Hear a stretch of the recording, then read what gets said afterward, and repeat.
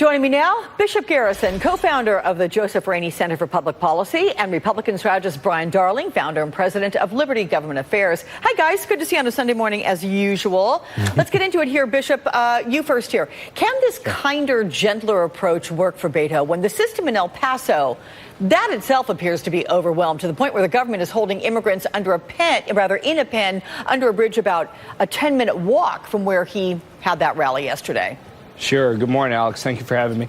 The biggest thing for me here is exactly what Beto is mentioning, is the idea that we need to have empathy in everything we do. I think I've been on your show a few times now, and it's something that I try to do everything I can, not only here, but generally in my own policy work, to emphasize. If we're going to really speak to the traditional values of what it means to be Americans, we need to ensure that that is reflected in the policy and law that we provide for our nation and our governance. He's talking about ensuring that we have empathy for these people that are trying to escape these desperate circumstances and situations in their home countries.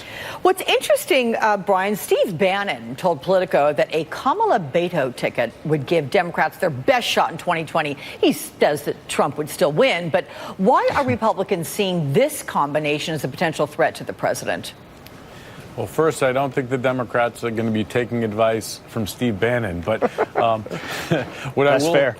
what I do see is that would make a lot of sense, you know, to have a ticket this early in the primary fight, because if you're a candidate who's looking to get some oxygen, you're a candidate who's looking to move forward and kind of distinguish yourself and kind of start that race against Joe Biden, who hasn't even announced yet, try and catch up to Bernie Sanders, it would make a lot of sense. The problem is, if you're Beto, if you're Kamala Harris, why would you give up that front runner, the possibility of actually being the nominee this early in the process? Yeah, well, often they say, you know, no one's running for second place. That said, the latest Real Clear Politics average, it shows that Kamala and Beto are almost neck and neck, but they are still behind Joe Biden and Bernie Sanders. Of course, it is really early in the race. But are Democrats looking at a generational battle, Bishop? Do you think that may be something brewing?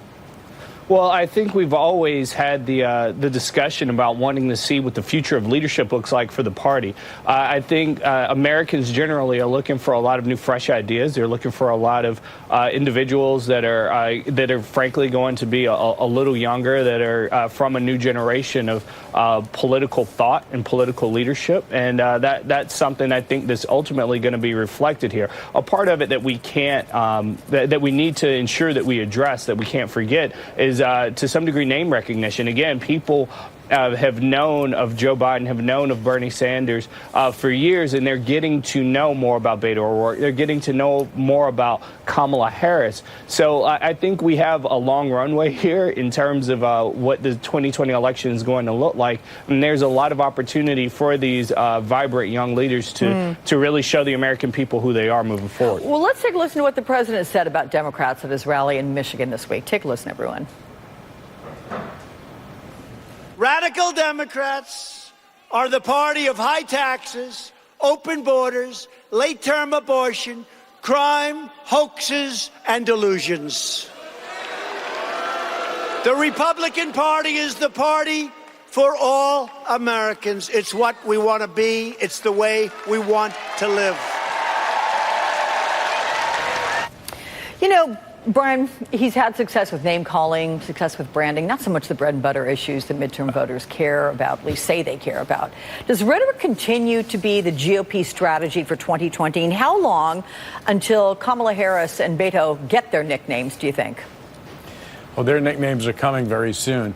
I think that one thing that the president is spot on is the fact that when he lists out the issues, I mean, Democrats have run out of the mainstream on so many issues, and they have become the party of Alexandria Ocasio-Cortez, or the championing the democratic socialist ideas of a Green New Deal and Medicare for all, and all of these issues that aren't in the mainstream of America. What the Americans want are jobs. They want an economy that's booming, and they want a reasonable person to become our next president. And if you're looking for change, you're not looking at any of the Democrats right now and seeing reason. You're seeing them race to the left and get way out of the mainstream.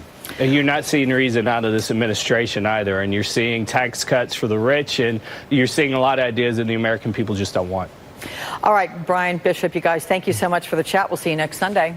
Thank you. And of course, we're just getting